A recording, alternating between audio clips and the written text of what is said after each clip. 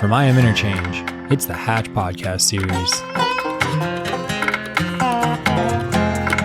The story starts at Arbor Day Farm in Nebraska City, Nebraska, at the Hatch Summit, a gathering about world building and cultivating relationship, set in a town with a long memory, including its role in the Underground Railroad.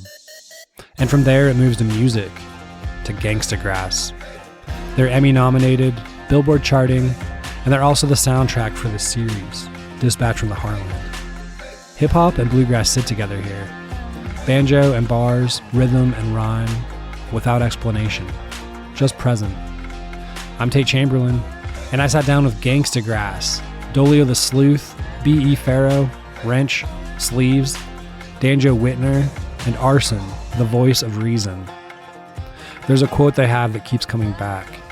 We all do better when we all do better. Can't get better than that. That quote opens up a longer story, one that passes through blackface minstrelsy, an old form of entertainment in the United States where white performers painted their faces black and acted out cruel, exaggerated forms of black life, earning premium wages while doing it, taking work, money, and stages away from black performers, turning real people into jokes and stereotypes. Those images didn't stay on the stage. They moved into songs, movies, cartoons, into culture. This is a story about music, about memory, about relationship, about Afrofuturism, not as escape, but as continuity, a future imagined with the past fully in frame. This is Dispatch from the Heartland, welcoming Gangstagrass. Join us, won't you?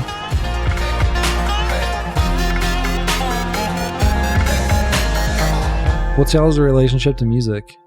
Ooh, I don't know how I feel. I hate it. We're married.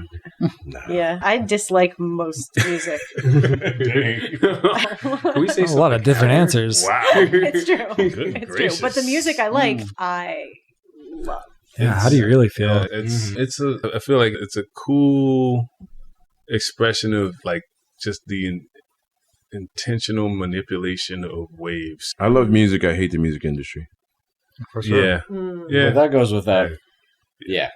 Because and everything that you'll ever hear me say is coming from a hip hop perspective. And so for the first 20 years of it, the industry was like, this isn't going to last, the hell with this. And then when it really started to really take hold, it was like, all right, how can we manipulate what's really popular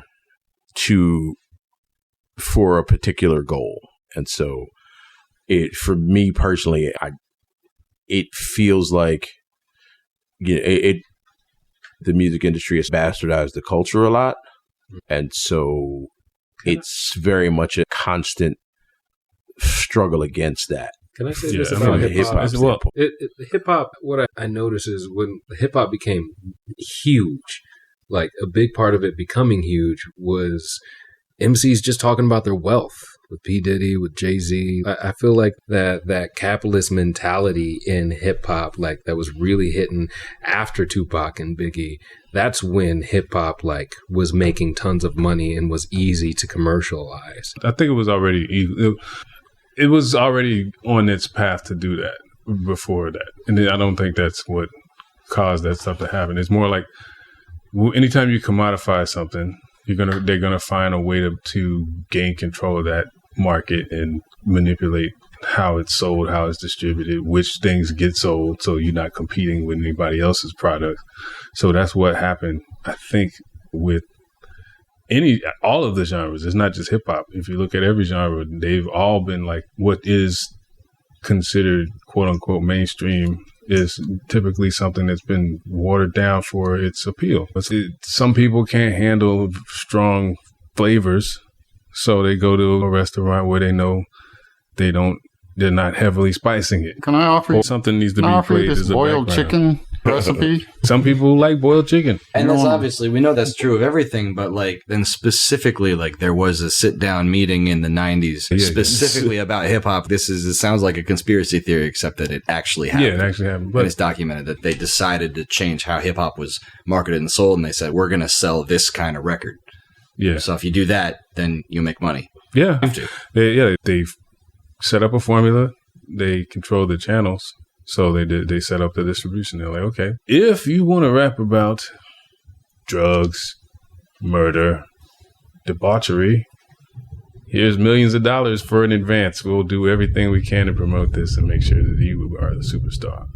Wow, thunder just hit as Dolio said that to highlight how ominous of a change that was. That couldn't have been like a deal with the devil or anything. Yeah, right. What could possibly go wrong? Yeah, but there's a lot of capital to be made with perpetuating dysfunction. And it's not that every artist that is involved in it has an earnest agenda for that to the detriment of society or even our own communities. A lot of them are just chronicling the stuff that's already happening in the streets. But there is I'd say a good half of them where it's really just glorification of things only because they know that's the thing that will continue to keep them fed, because they do it by taking advantage of people who really didn't have much opportunity in the first place. They're like, okay, I was already broke. Y'all gonna pay me to rap? I'll rap about this. Yeah, about whatever. And the interesting thing I'm seeing now is a weird flip on like this creation of a lot of this pop country stuff, right? Where you're taking this very sort of slim bit of the demographic and making it the sort of standout of the genre, right? And you got all this very bro country stuff that's like trucks, chicken, I'm sad, where's my girlfriend? River. Beer. Dog. Beer. You gotta say beer, dog, truck, chicken. Beer dog. It, like cut off shorts, and you look so pretty tonight under this moonlight. Them blue jeans. I forgot them blue jeans. Mm-hmm. And you can almost predict it when it's coming in. Yeah, and it's that did actually happen. I don't know if you guys know the story of the song "Beer Trucks." But what happened was somebody made a TikTok talking about how formulaic these bro country songs are, and they were like making fun. They're like, all these songs are like beer truck, blah blah blah blah blah, and then a country artist was like, "Yeah, that's a pretty good hook." So he actually turned it into a song and did very well. So kids, as long as you play to the least common denominator. Music was just relationship kind to music. Yeah, I like music. it was just To answer your question. We like music. No, But yeah, like you can music. see we have a little bit of disdain for the way that they just, when you try to commodify what's an art, you reduce it to, it diminishes its value when you try to assign a value to it. And once you have to turn it into a product, they have to do things that take the soul out of it. It is very powerful emotionally, though, too, just putting aside commodification, just the way that it works on people. I think psychologically we try to use it in a disarming way. I think it can also be used in a very galvanizing and arming way, depending on how you apply it. And personally, for me, I don't see much of a future for myself as like a politician or a lawmaker or something. But if I'm going to try to change the world, music just is my best shot. Sort of my only shot at really doing that, at changing people on a human level. And you can fall back on stripping. Yeah, that too. Yeah, me and my friend Rob are going to do that, probably, maybe. Are we successful still? Rench, you can't strip if you're already naked, my friend. Oh, I already gave away the goods. How would you describe your genre? We come up front saying bluegrass hip hop, but it is an amalgamation of a lot of different visions here. Everybody's vision in this room, honestly. Because Danjo is really just bluegrass. Contemporary jazz. Danjo is the bluegrass. Our son is like the northern hip hop. Dolio's the southern hip hop. Rench is the country and honky tonk. And I am a historical reference. and Sleeves is a glue that kind of keeps all of this weird together. Otherwise, it would just be just this slop on the table. Yeah, Sleeves. Oh. Yeah, Sleepy Wonder over here on the mic. You guys could never be slop. We do like to think of what we're doing as like a family reunion, a reuniting of things that were separated. So we think of it as American music. That's bringing together things that were American music and can be recognized together as such. I like to pull up the historical reference thing. I just like to pull up things from the 18th century and the path to bring up. I really want to be in the bluegrass community because of the communalness that's been developed, but there's such a hard history of it being a part of the tradition of blackface minstrelsy. I can't, so I'm always looking for ways around that. And I do that by bringing up those tunes from artists of the past that were writing around that weren't necessarily entrenched in blackface minstrelsy. I think that's something I grapple with too, from the perspective of depending on where we're trying to put ourselves, like what venues or organizations or Billboard charts or Grammy Award categories we're trying to submit ourselves into. So I find it more contextually important to say that we are a bluegrass band if we're at like a bluegrass festival and like the only artists of color, the only hip hop artists, or the only people doing what we're doing. And as I think it's important for us to be included there. Whereas if we're in a hip hop situation where we're also the only band that's doing a lot of the stuff that we do, I like to think of myself as a hip hop banjo player. And that's a more unique thing, I think, than being a bluegrass banjo player. Well, the thing is, that's what makes it unique is the fact that it's both. And we do it in such a degree to where we're not diminishing either element to make space for the other. They just fit. Yeah. So it is bluegrass.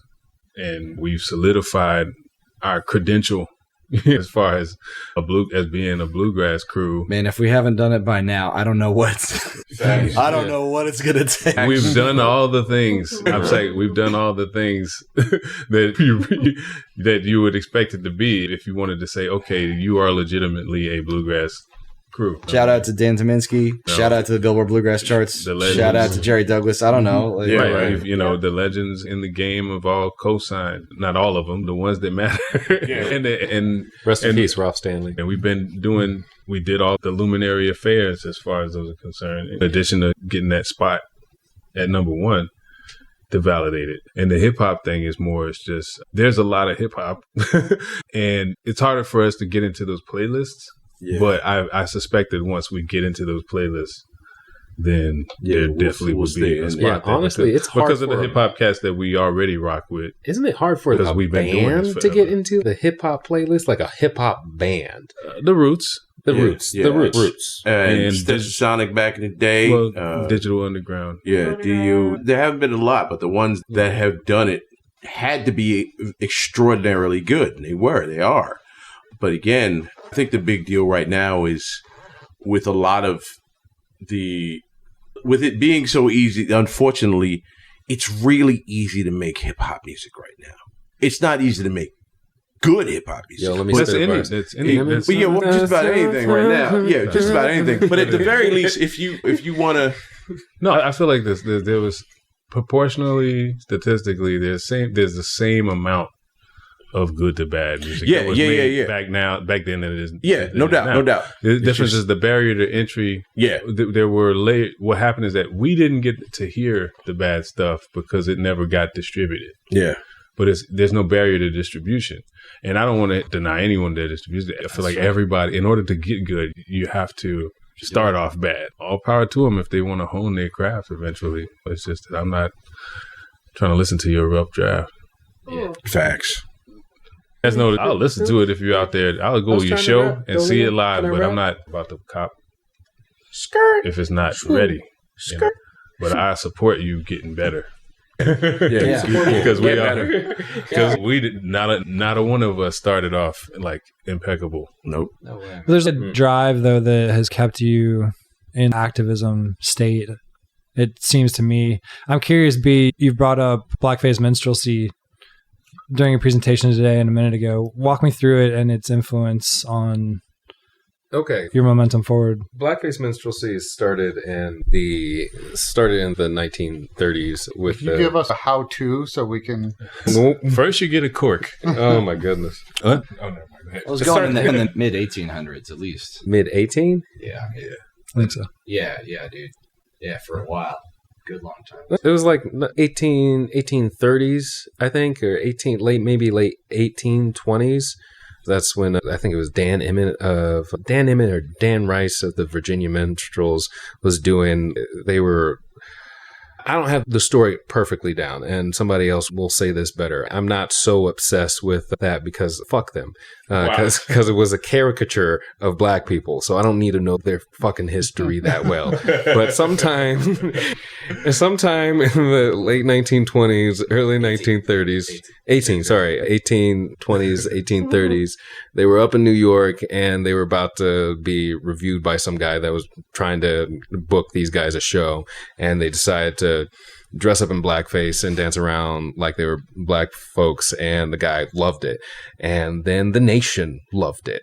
And the nation loved it so much that they wanted it from everybody. And if you didn't do it, people would riot. People loved the caricature of black people so much that white people were being paid exorbitantly well to pretend to be black people, when there are black folks, Africans at the time, performing their, like, the way they had been performing, the way that it gets caricaturized for decades. But these white folks get popular and get paid tons of money, and then that is a social norm on stage that everyone gets subjected to and everybody has to start abiding by.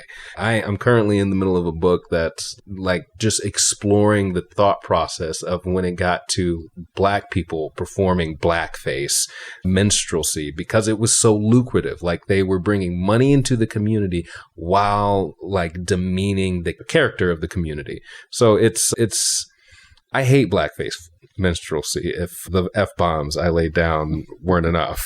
I just think it's such I explore it because one of my study points in the 19th century is a guy named Francis Johnson, who really developed and popularized the American cotillion.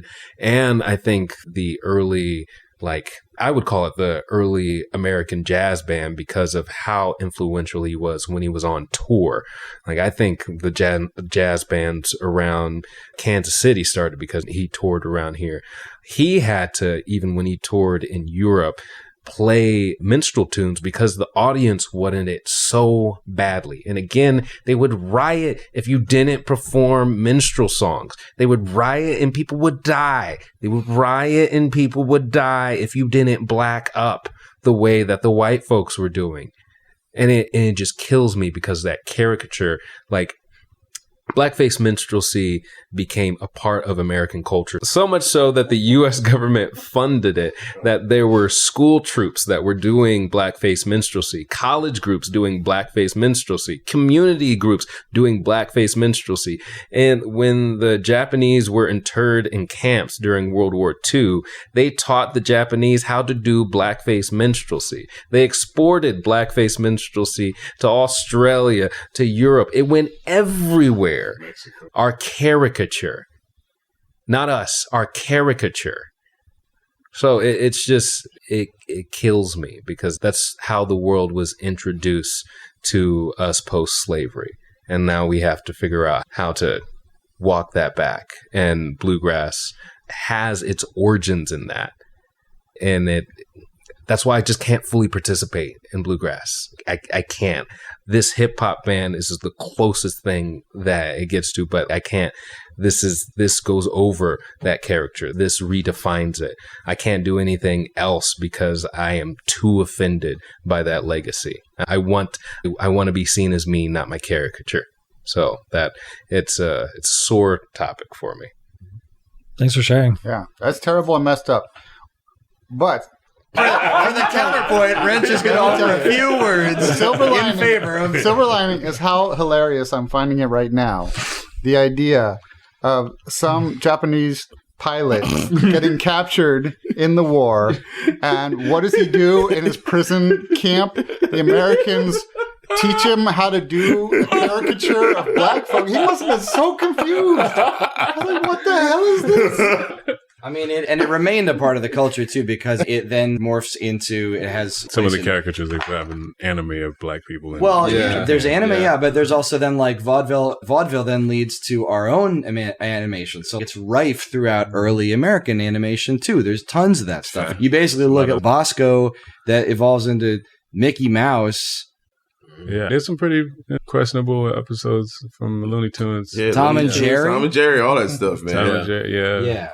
And it didn't always make sense because there wasn't a lot of context anymore. It was just this little gag that they would throw in, little sight gag. No, there was context. It was context. It's just that at that particular, you have to remember that also that when those things were still airing, when they were airing those type of things, and it was stuff, a lot of it was in black and white. And it was also when you would only pretty much see Leave It to Beaver type stuff on TV. But you have to remember when you're watching that, you're like, okay. Dan, if you watch like the reruns of old TV and when the stuff was all in black and white, you just be like, oh, maybe it was all in black and white because ain't no black people in this and in any of this stuff. Is no, oh, I guess not. And then they started making the cartoons, and you're like, oh, I guess ain't no black people in the future. Yeah, what's going on? They're not in the past. They're not in the future. Wait, what's going on here? And you guys live in Philly too, by the way. There's this organization that people might not know so much about outside of Philly called the Mummers. And they still every year one of these one troop of these jokers will show up either in blackface or brownface as they do their minstrelsy down Broad Street during the New Year's parade, and they'll catch flack and they'll be like, "Oh, we won't do it again," and then never again. And then the other, I think what it is, they do it in shifts. They be like, one of them is, okay, you gonna do it this year? Yeah, okay, I'll drop the shoe ballers off. Dan, I don't mean to put you on the spot, but you told me a story about that party. Yeah, man. We said we weren't ever going to speak about that. No, it was I grew up in D.C. I grew up in D.C. playing bluegrass with my dad.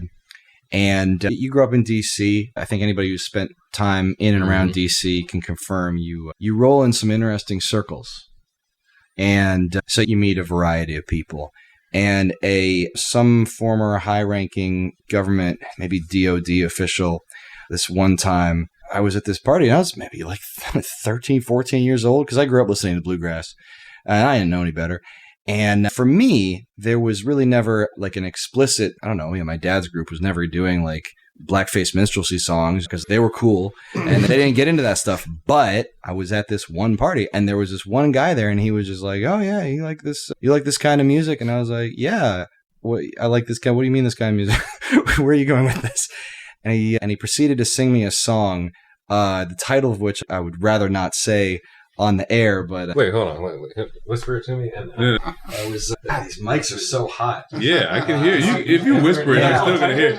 I'll mute it. Do you want me to mute it? No. Actually, you can describe the word. Describe the word. Yeah. Okay. Well, I think it was Darky Bonanza. Was that? It was something along those lines. So the first two lines, maybe. Oh, you know what? You just know there's a song somewhere called. Let's play a game. Let's play a fun game called "Finish the Song That Got Sung to Me by a high-ranking former DOD official at a party when I was a child." What year was he a DOD official? What year? I actually don't know. Okay, which is for the best. All right, okay. But he was, I think, older, and anyway, and that's all I need to say about that. Here goes. All right, kids, sing along if you know this one, because I sure as shit didn't. So, someone's got to pick the cotton.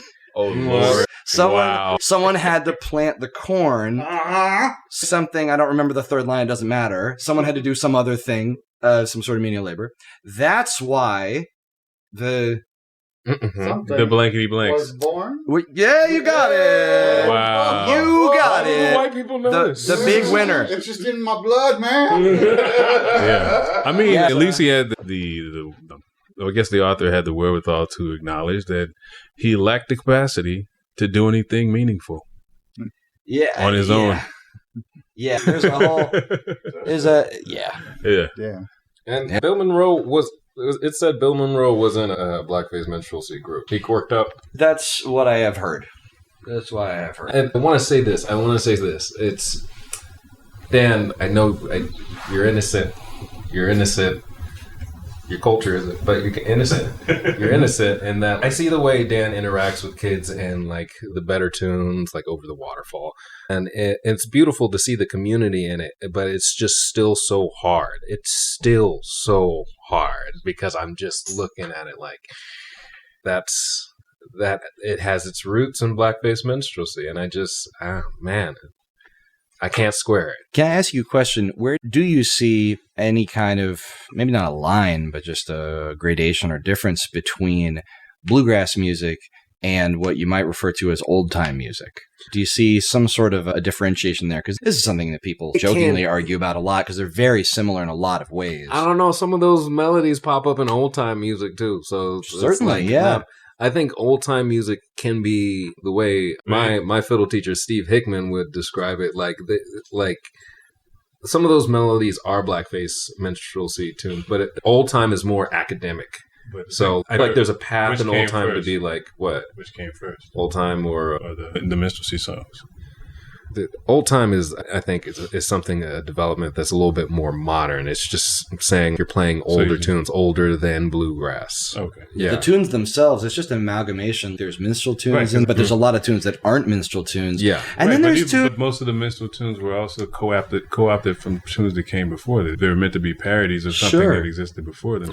So the tunes themselves shouldn't be indicted. No, it depends, though. It depends on the context, because you have a tune that exists with racialized lyrics and without those lyrics, and then you play it as an instrumental, and it depends on if somebody's humming along something fucked up in their head. That's true. There's a concept. Or like old Zip Coon. Yeah. When you hear that on the ice cream truck, you're just like, yo. On the ice cream truck, there's no lyrics attached to it, but then you know. Right. You have tunes that there's nothing racist about them, and then you read the title in the fiddle fake book. Bonanza. Why is it called that? There's no reason for it to be called. You nearly got away with a perfectly not racist tune, and you just platzed at the finish line. He just played this tender, gentle song, and then all of a sudden he was like, "What's the name of that one called?" It's called Negro Head Mountain. Yeah, just to hammer in. It's called Moon Cricket Serenade. Like, what? They're allowed to say that, guys.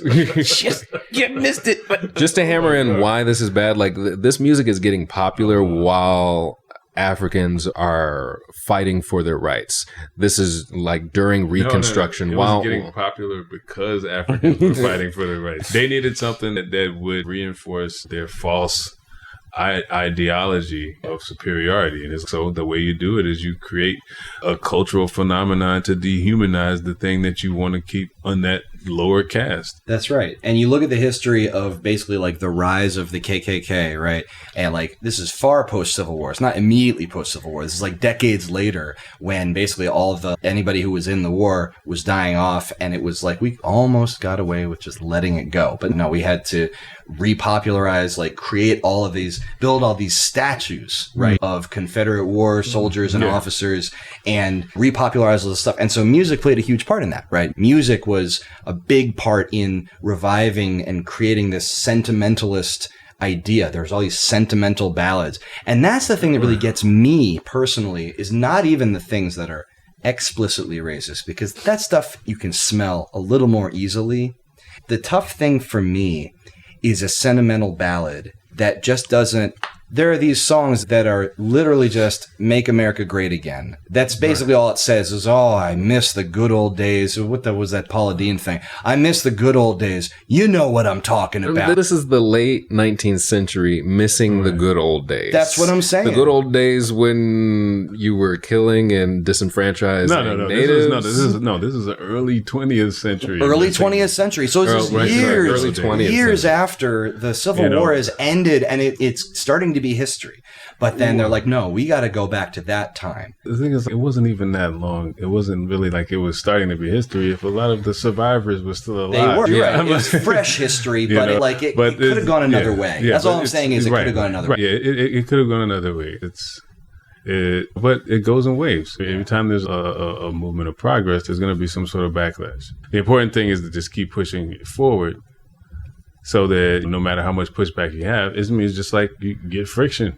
You know what I'm saying? You can't get movement without friction.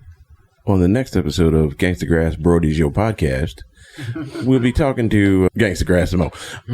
Like I say, though, music has a history. You look at sentimental I'm going to let you finish, but we're going to talk about Gangstagrass. I just it's the sentimental ballads is one of the greatest, clearest. Kanye Rench, ladies and gentlemen. It's just such a clear example of music can be used to evoke the emotions, and you got to know what's going on. There's intentionality behind that a lot of the time, and it might not be good. It's the same thing that still drives folks to have plantation weddings. Bro. Because it's the sentimental notion of the pampered lifestyle that they had, but just who was doing the pampering. Yeah, when I was in college, I was dating this girl that she wanted to get married on a plantation. I was like, That's right. Say what? I was trying to remember. I had a friend. You want to get married? You want to get married at a labor camp for an ancient Negro labor camp? Wait, what the hell? Word? Oh my God! I need to say that more often. Oh, you mean an ancient Negro labor camp? I want to have. Yeah, my sister wants to have a Sweet 16 at Auschwitz. Oh, that's the equivalent. Right. Yeah, that's the equivalent. Only there's way more plantations. Oh, man. I say we just change that in the lexicon. Like time somebody says plantation, just change it to ancient Negro labor camp. Yeah, yeah, I like it. Ooh, I want to change all the signs, bro. But you're gonna ruin all the old sentimental ballads because that's too many syllables. Yeah, there's a lot of syllables. There's a town in my home state that's called Plantation. Can you imagine what they would have? Like you'd have to having to write that as your address. Ancient Negro Labor Camp, Florida. They just start using initials. Yeah, as you can see, we're a bunch of lunatics. Say you're like a band in the 50s. Yes. How are you perceived? Oh man. If we're a band in the 50s? Well, some of us are almost in our 50s. Yeah, so. I'm actually in my 50s. Right. No, you know what's funny? We'd be criminals. Right? Yeah, there's a lot of miscegenation here. We'd be accused of all kinds of things. Nice mistake. Yeah, we at least 3 or 4 times we would have got arrested for kidnapping sleeves. Like it would have, the whole thing. Half of us would have got deported. Yeah, right. It would have been very hard. Yeah, it would have been a terrible thing. Bill Monroe would have taken a shotgun to our show. Yeah. You remember that part in Back to the Future when Marty was like, "Yeah, you're not ready for this, but your kids are gonna love it." Whammy bar. That kind of thing. There would be a lot of just people looking at us like, "The fuck is happening here? Why is he talking? He's not singing at all. What's happening?" There would be a lot of that. It would be a lot harder to reach the amount of people that we have, and not just from a technology standpoint, but just from a very much an idea standpoint, that if you're not this particular thing, if me and Farrow and Dee weren't in suits and like harmonizing and dancing in steps sort of thing, it would be like why are you even here? But you would be doing that if we were in the 50s. Yeah, I guess. You would be. Sure, even Bob Marley was all suited and booted. Yeah. It was. Before Before his dreads. Yeah, but I think really just the fact that we were a multicultural band would have people's heads exploding in the 50s. Like, they'd just be like, "Oh, what?" So I feel like I would disagree with some parts of this. Obviously, I think it would be harder for us to just exist as a group, travel as a group, unless we seriously modified where and how we travel. Yeah, I think me and Randy would probably be driving most of the time. There you go. But I will say, if you look at, we did a talk earlier today about the segregation and evolution of genre. And I think that at that time, well, for one thing, hip hop wouldn't exist for another couple decades. And bluegrass had just been created in 45. And in genre in general, I think had not been nearly as established yet, not as strongly culturally. So I think the expectation would not have been nearly as deep-rooted in the culture. Mm-hmm. The idea that black people did one kind of music, white people did another kind of music, and they were so separate. I think at that time, we'd have found that a version of this that we would be able to do in the 50s, minus electronic beats, minus plug-in instruments, but something like this that we did in the 50s, it might actually go over better then because people had not yet learned that it was supposed to be separate. I don't know. The music itself would be one thing, but just the appearance of it. Oh, yeah. No doubt. Most of it would, because what would happen because of the way it was distributed, most people wouldn't even know. But that was, by that time, record labels had switched to the designations of country music, Western music, and rhythm and blues music as racially identified genres. And then you had other things in progress, which is a different dynamic that I think would be interesting to look at, is genres that start off being seen as black music. And of course, at that time, it's the devil's music and you don't want your kids to listen to it, and then eventually become seen as white music.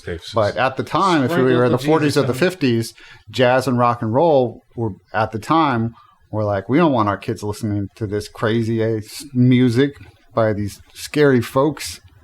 Would we be considered rock and roll back then? If we came out in the 50s, would we be, they would just be like, I guess this is rock and roll. I don't know. It's new and scary. That's what I think. I think it would have broken boundaries. Yeah. Yeah. I think the entire civil rights movement could have been affected. I just think about freedom. If we performed Freedom, which actively talks about putting an axe in a slave master's back, I just feel like...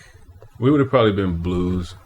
Blues? Yeah. Actually, yeah. We would have been to that concert in Selma, I think. That would have been awesome. Yeah. That would have been so cool. We would have turned it into a riot. We'd probably have to have had some separate album covers with the three of y'all. Two of us on the album cover. Yeah. Like, we could sell Hillbilly Records and Race Records, but it would just have to be different album covers. Yeah, no doubt. Yeah. We'd be using different entrances to get into the venues and stuff like that. Sometimes we have to wear bandages all over our bodies. The roadies. Yeah, we definitely be like it's Rench, Danjo, and the Three Mummies. It was a monster mash. We would do that. We could make the impact with the rider, though. Like, you require that the shows be integrated. You require... That'll start a riot. That'll start a riot real quick. That did start riots. Yeah. And we'd probably have to have an uncomfortable conversation about blackface. Yeah. We'd probably have to do it because some of us might do some blackface on the side in that time. Yeah, this is an all-black crowd. Danjo, Rench, we understand. Yeah. Black it up. Black it up. I would look at my buddy R-son and he'd be like, yeah, it's cool. Yeah, black it up. Like, and all right. Just be there with the court. Yeah.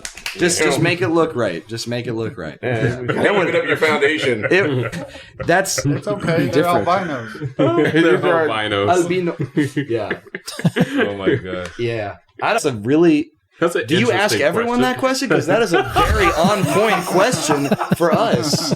That is a really interesting question. Yeah, good. Awesome. Personally, I would probably just be causing problems trying to talk to white girls and shit. What's important? I was thinking about it during your presentation today. Yeah. I like that one. That's a good one. Yeah, that's a really good one. One thing it does remind me of is how very carefully curated Charlie Pride's repertoire was by his management and label when he was releasing records in the 50s and 60s. In order to be marketable to white audiences, he sang no songs about murder or drinking. He sang no songs about adultery and sleeping with somebody's wife. His songs had to be pretty squeaky clean. Yeah. So it was very highly managed. Right. Yeah. Yeah, Charlie Pride was like Charlie Pride walked so that Luther Campbell could run. That could have been y'all. That could have been us. Yeah, right. No doubt. Do you want a speed round? Yeah, speed round. Yeah. What's your breakup style? Oh. Peace, bitch. Man. I don't. You don't break up? Nah. It's better that way. There's still 5 people that think that they're Danjo's girlfriend out there. I'm going to say my breakup style is rotational. Because of the shift change. Oh, God. Rench, you've got to have some country songs. Oh, my Lord. What's your favorite breakup song? I believe that it's a really improvisational based style that these genres have in common. Bluegrass, hip hop, breakups. Just off the cuff. It's like a lot. What's that over there? Favorite maneuver? Do you want to nailed that question? All right, good. Slow pace of democracy or dictator for a day? Huh? Oh, wait. Slow pace. Do we get to choose the dictator? Do I get to be dictator for a day? Yeah. If we get to be dictator for a day. I call false choice on this question. Okay. You have to explain. I mean, it comes with some assumptions, right? That there is only either slow pace of democracy or fast pace of dictatorship, which sometimes is not actually how it goes. You can have a fast paced democracy. Wait, have you tried democracy on cocaine? It was called the 80s. Facts. Yeah. But the deal breaker for me that is a clear choice anyway is because I don't care how fast the dictatorship goes, it's not going to be doing good stuff for people. But what if it was? What if it was you? Yeah, but what if it was, Rench? That I don't think that I would be in a place to know what is good, the good stuff for everybody. I think it would probably go wrong. Damn it. Do you ever stop being so damn humble? And that's what will make you a great dictator because you don't know. I have a confession to make. I don't know. I think it's probably one of my bucket list things is to start a cult. So I think that dictator for a day. People choose that. Don't worry. Yeah, I'm like like, a yeah, day. probably- I could do that shit for a day. Yeah, I could do it for a day. I'd be doing a whole lot of goofy stuff. Yeah, man. I wouldn't get any sleep. I know I would. That 24 hours, I'd be awake the whole time. I'd make a Parliament Funkadelic song, the national Wait, anthem. hold on. Do you get Mussolini at the end? Because, nah. Depends how it goes. No. But you I'll could, something crazy, take the national treasury and make it rain on the populace. we have talked about changing the national anthem. Before. Yeah. Pharaoh, Yeah. if you do dictator for a day wrong, you're dictator for the rest of your life. True. Oh, wow. No, but I go with a slow pace of democracy because, like, we can't get anything bad done.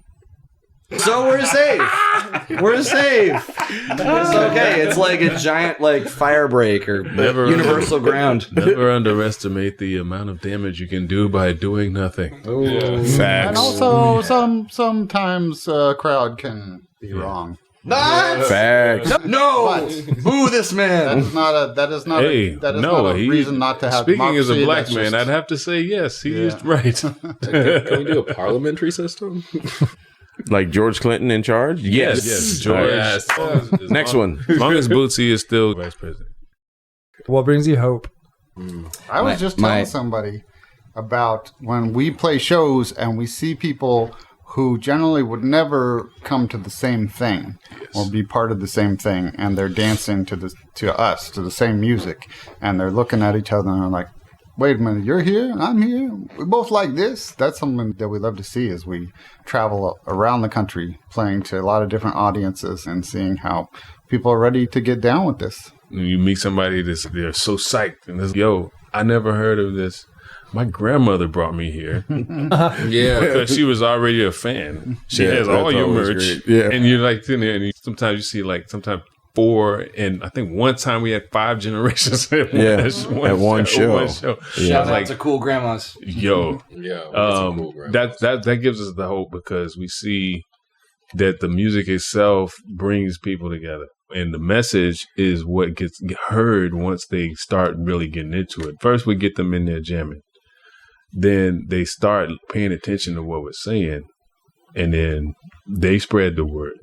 They spread the music. They spread the message. And you start getting more people in the room. Because it's not about... I don't know about the rest of the homies, but like I never am trying to convert anyone. I'm not trying to make you like me and then like that. It's more, I feel like if we're on the correct trajectory, there's enough of us to get there. And it's just about us like putting that call out to be like, hey, we here. You're not by yourself.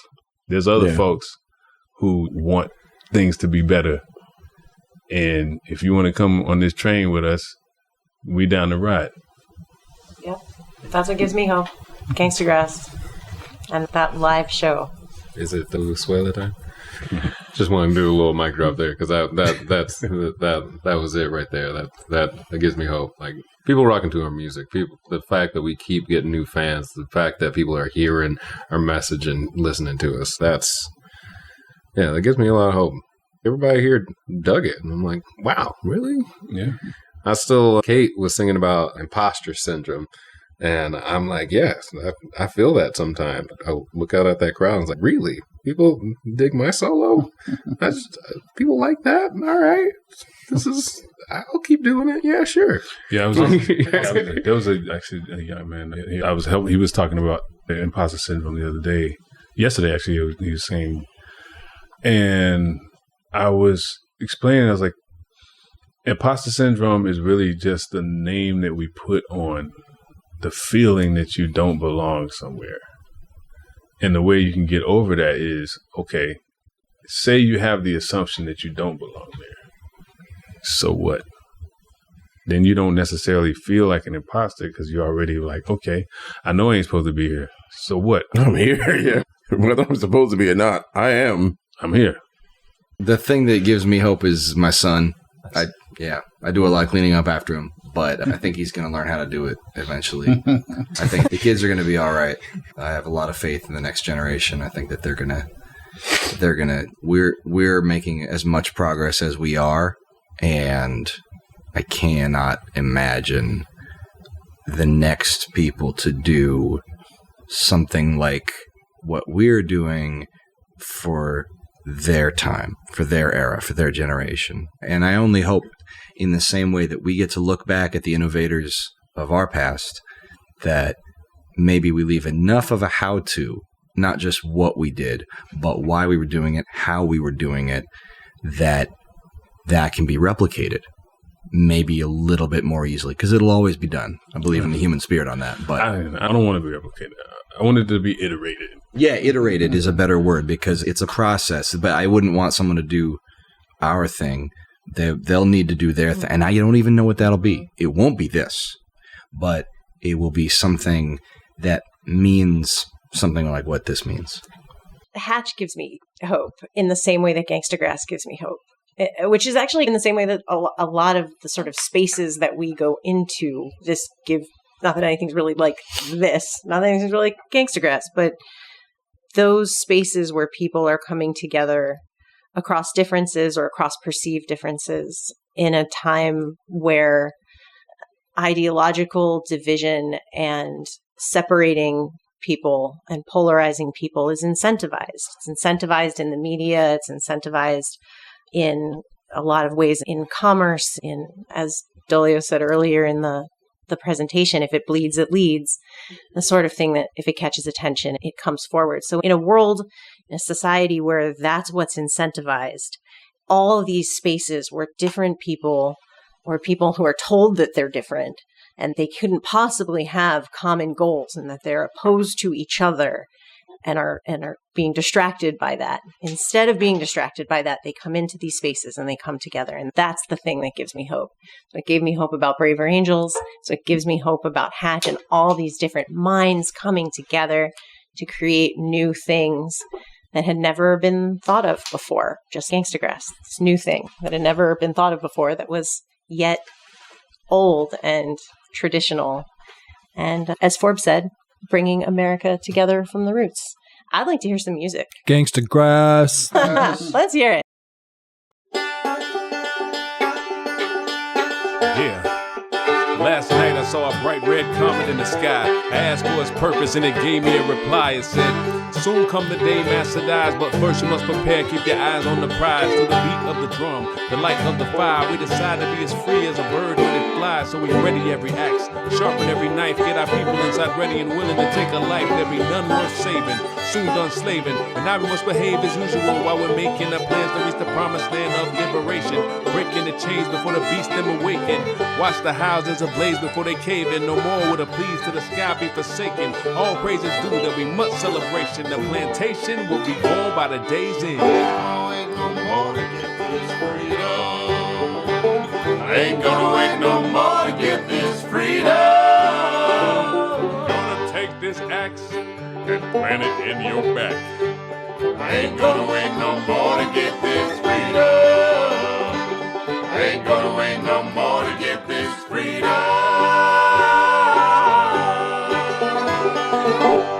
Time to be about the challenge, sitting at the counter to create some counterbalance.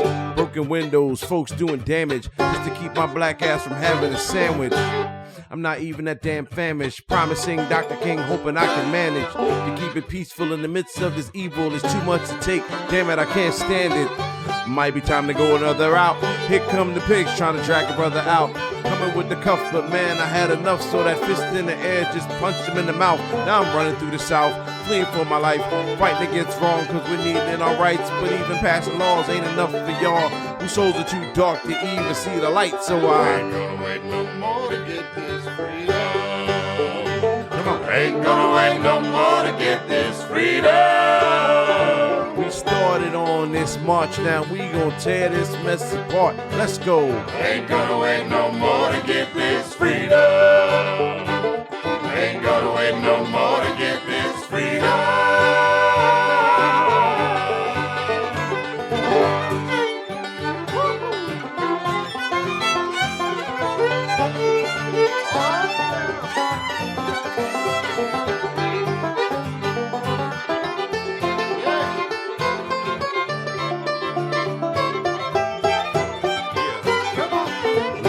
are past, there'll be no more marching. The demon's the same as the day that he darkened the shores of our precious blessed mother continent. Stole our ancestors and put them on the market. They stand fanning the flames that they spark with the evil intentions they had from the start. If we still have to fight, then we'll tear this apart, and peace will be found with a spear through the heart.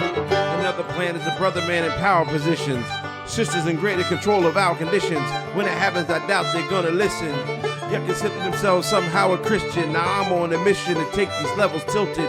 Straighten it out for all my elders that built it. Don't care whether or not guilt you feel, it's not gonna keep us from the freedom we will get. I ain't gonna wait no more to get this freedom. Come on, y'all. Ain't gonna wait no more to get this freedom. We take this system, then we kill it, then we fix it and rebuild it. Cause I ain't gonna wait no more to get this freedom. No, I'm not. I said ain't gonna wait no more to get this freedom. You goddamn right. Ain't gonna wait no more. Nope. Ain't gonna wait no more. No, sir. Ain't gonna wait no more to get this freedom. That's why I write freedom songs for the sake of my fam. Yes. All right. I'm Tate Chamberlin. This is the Hatch Podcast. Gangstagrass, thank you so much. Hey, Thank you for having us, brother. You hear a banjo, then a hip-hop beat. It's a conversation that's been going on for a long time. Sometimes quietly, sometimes in plain sight. Gangstagrass doesn't try to resolve it. They let it sit there. Banjo against beat, past against present. Since this conversation was recorded, the band has changed. b.e.farrow and Danjo Whitener are no longer part of Gangstagrass. So this episode holds a moment, a particular configuration, a sound and a set of voices, right then. And in this space, things line up differently. History doesn't move off stage, it stays in the mix. I'm Tate Chamberlin. This is Dispatch from the Heartland. Thanks for listening. Music for Dispatch from the Heartland is by Gangstagrass. I'm doing it the best, and trust me, son. Rebel no pauses, taking out your forces with a switchblade and a rusty gun. Doing this forever, you've just begun. Don't start none, it won't be none. It seems now more than ever that we have found ourselves on the cusp of monumental worldwide change. Whether we consider the environment, politics, infrastructure, health, economics, or inequities across a broad swath of social constructs, the consensus is clear and urgent. All is not as it should be. The United Nations, a consortium of 193 member states from around the globe, agrees. In 2015, the UN unanimously adopted the 17 Sustainable Development Goals, the SDGs. These goals call for urgent action in global partnership to secure peace and prosperity for people and the planet, now and into the future. In alignment with the SDGs, Hatch, a curated network of artists, activists, and entrepreneurs working together to accelerate positive global change, has partnered with I Am Interchange to fuse adventure journalism with experiential design labs to develop innovative solutions to complex global challenges.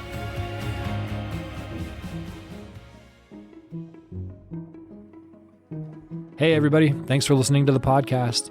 If you enjoy it, please subscribe or leave us a rating. This episode was produced by Yara Craner, Susan Karstensen, and me, Tate Chamberlin. A shout out to our media and production team, Jessica Byerly, Darko Sevilla, Jacob Desch, Sean Mackinson, Amin Yarsu, and Zane Giordano. With so much gratitude to the Hatch supporters, Anya Bulis, Steelcase, the Kaufman Foundation, the Gwydion Fund, Envision Equality, the Hatch Volunteers, Board of Directors, Hatch Guardians, and the community who help make this work and mission possible.